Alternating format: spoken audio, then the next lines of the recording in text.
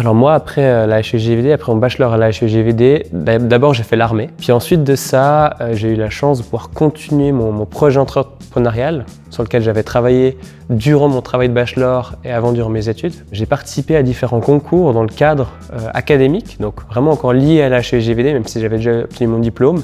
Et là, j'ai pu obtenir des financements, divers financements d'instituts privés et publics pour pouvoir en fait lancer ma start-up, lancer les premiers développements, moi-même m'engager dans le projet de manière professionnelle.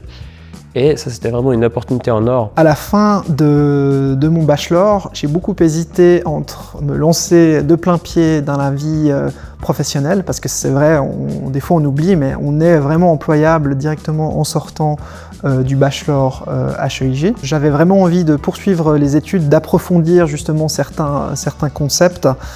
Et donc je me suis dirigé vers un master à l'université de Fribourg qui proposait un cursus en trilingue, donc français, allemand et anglais. Pour la suite de ce bachelor, donc, il y avait plusieurs possibilités qui s'offraient à moi. C'est soit de continuer sur les études, donc un master. Certains peuvent être aussi faits en emploi, ce qui est un avantage.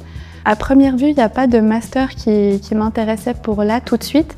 Du coup, j'ai plutôt choisi de travailler une année ou un peu plus à 100% pour déjà avoir une bonne expérience professionnelle. Après, c'est une formation très généraliste, donc il y a quand même des formations, je pense, que je vais devoir faire pour me spécialiser, pour atteindre des postes un peu plus stratégiques, je dirais, qu'organisationnels. On arrive avec des très bons outils quand on sort de ce bachelor-là. C'est juste qu'il y a un prisme différent. Je dirais qu'avec l'HES, on est plus sur des projets, on est plus sur la pratique, alors qu'on va plus mettre l'accent sur la théorie, pousser peut-être aussi les concepts théoriques un peu plus loin à l'université. Et c'est notamment pour cela qu'il y a la fameuse passerelle qu'on doit faire lorsqu'on fait un bachelor HES pour passer donc en master universitaire. Pour moi, ça n'a pas été quelque chose d'insurmontable. Je pense qu'on était très bien préparés. C'est difficile, il faut travailler, mais c'est de loin pas insurmontable.